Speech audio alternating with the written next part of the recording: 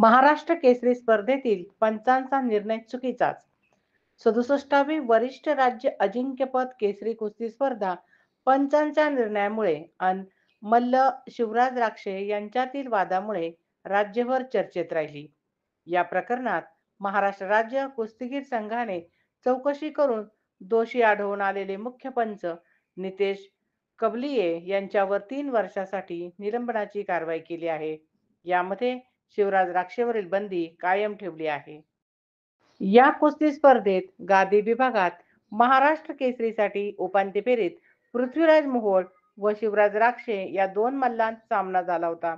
यावेळी आंतरराष्ट्रीय पंच म्हणून निलेश काबलिये यांनी मुख्य पंच म्हणून काम केले होते. या कुस्ती दरम्यान काबलिये यांनी दिलेल्या चितपटाच्या निकालावरून प्रचंड गोंधळ झाला. या निर्णयावर नाराज होऊन शिवराज राक्षे याने पंचांना मारहाण केली होती.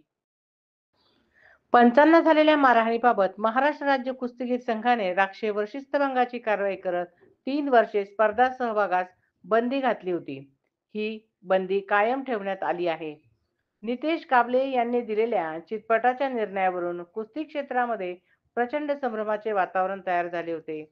यानंतर महाराष्ट्र राज्य कुस्तीगीर संघाने कुस्तीगीर संघाचे उपाध्यक्ष विलास कथुरे यांच्या अध्यक्षतेखाली या कुस्तीच्या निर्णयाबाबत चौकशी समिती स्थापन केली होती. कथुरे यांनी चौकशी समितीचा अहवाल 28 फेब्रुवारी रोजी महाराष्ट्र राज्य कुस्तीगीर संघात सादर करत काबलिये यांना दोषी धरले होते.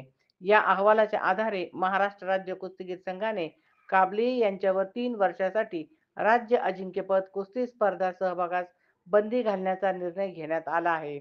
याबाबत आपले मत मांडण्यासाठी महाराष्ट्र राज्य कुस्तीगीर संघाने त्यांना 7 दिवसांचा वेळ दिला आहे.